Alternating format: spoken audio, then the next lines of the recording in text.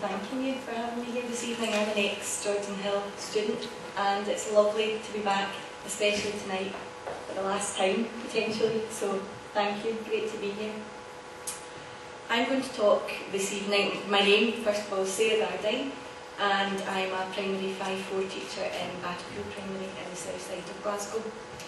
I'm going to talk about my experiences developing science in the primary school, and it's worth noting at this point that before I started, science was an area of the curriculum in which I really lacked confidence, and I don't think I'm alone in this. The May 2012 Education Scotland Curriculum for Excellence audit of local authorities stated that additional support was requested in implementing aspects of the sciences. One of the first things that I found helpful in developing science in my school, and I'm just going to stop and put this on too.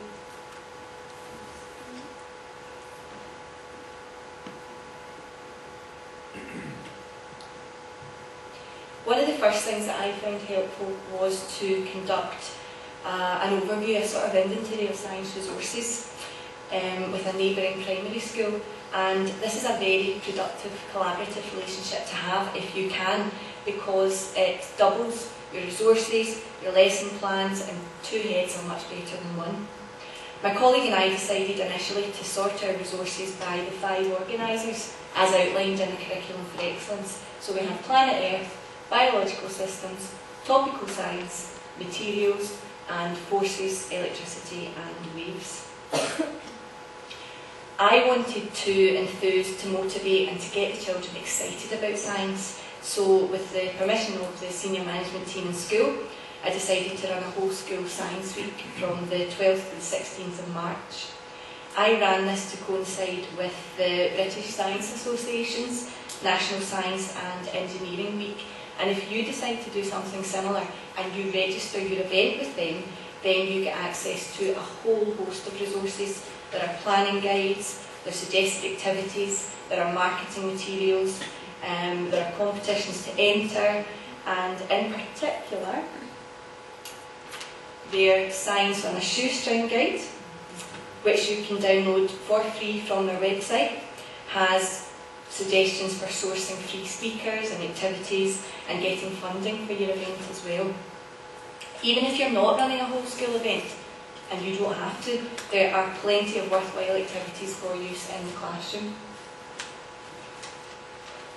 The National Science and Engineering Week 2013 is running from the 15th to the 24th of March, and if you're considering running such an event, it's worth committing to the dates now. That's what I did.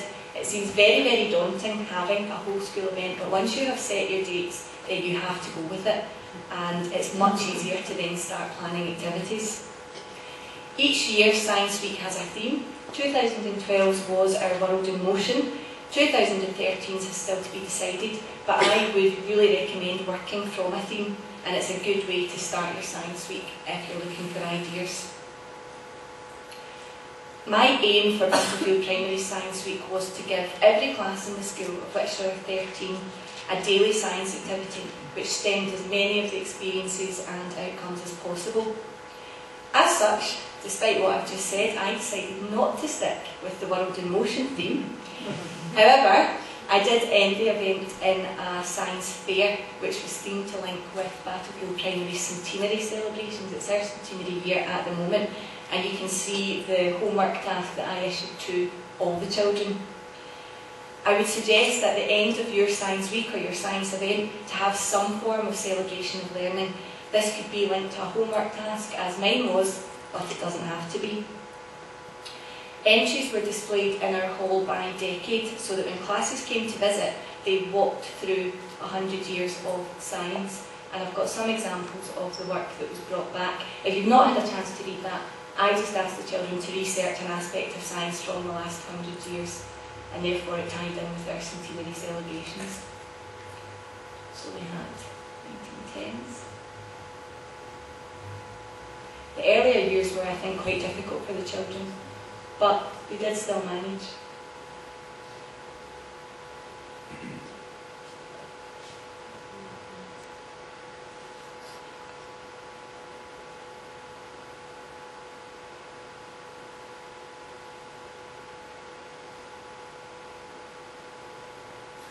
We had a lot of Dolly the sheep in the 1980s.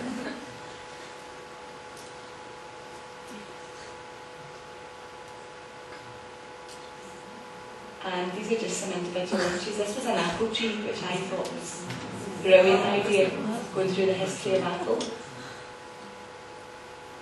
Television.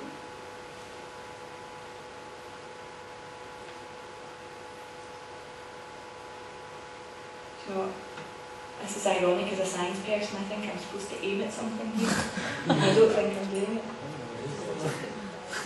There we go. Post-it notes, which I loved. Thought that was a brilliant idea. Play-Doh. No story.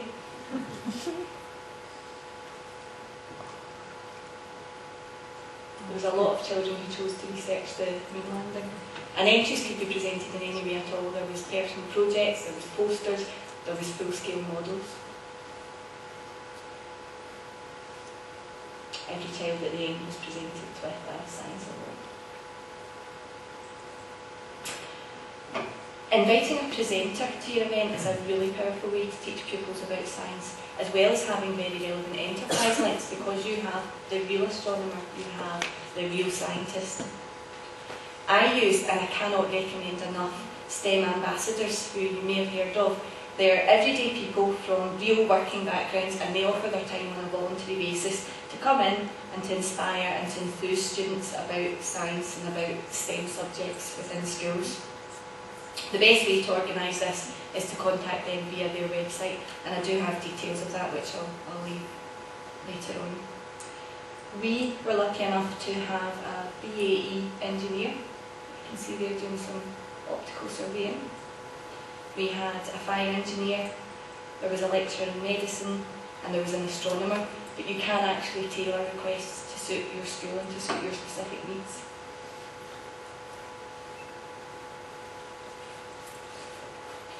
Another source of speakers and activities can be found within your local community.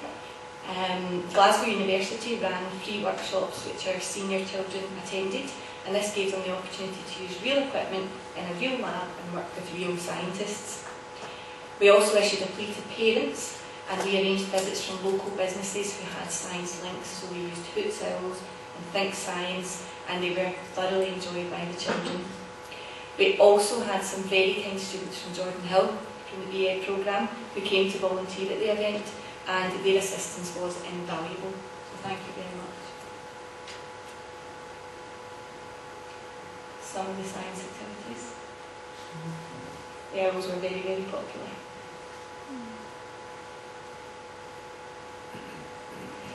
I worked with the English Speaking Union Scotland to run workshops for the children on debating in science.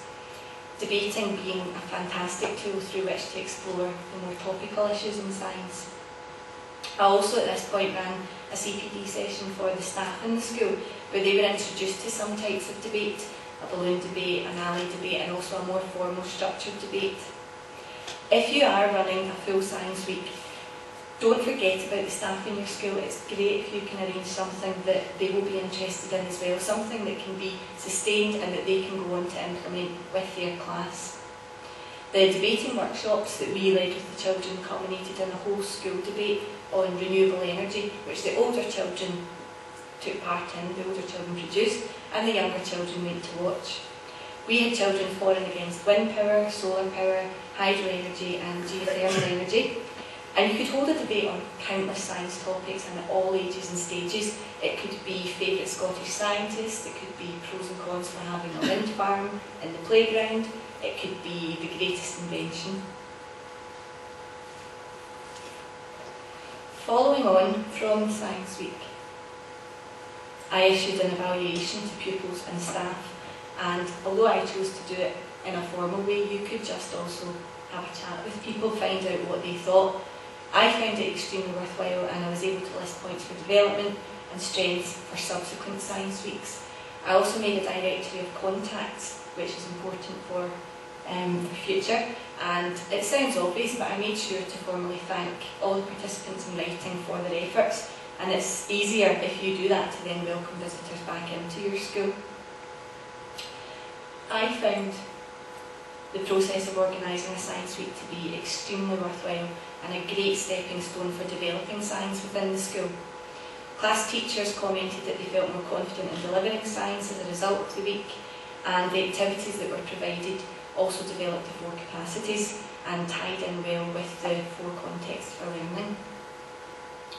I'm well aware that my journey in developing science within the school is not over yet, and I'm already thinking about Science Week 2013. If I leave you with one thing that hopefully you'll take forward in teaching of science, it would be not to tell the children the answers. Allow them to explore, to discover, to predict for themselves, because that is all part and a very valuable part of the scientific experience. I've got a handout with just some of the websites that I suggested should you wish to do it, so I'll leave it with somebody for you to get. Paul mentioned earlier the importance of networking and of learning from others. My email address is on here, so if you have any questions or any comments, please get in touch. Also, if you decide to take science forward in your school, please get in touch, because I would love to hear from you, and thank you very much for listening to me.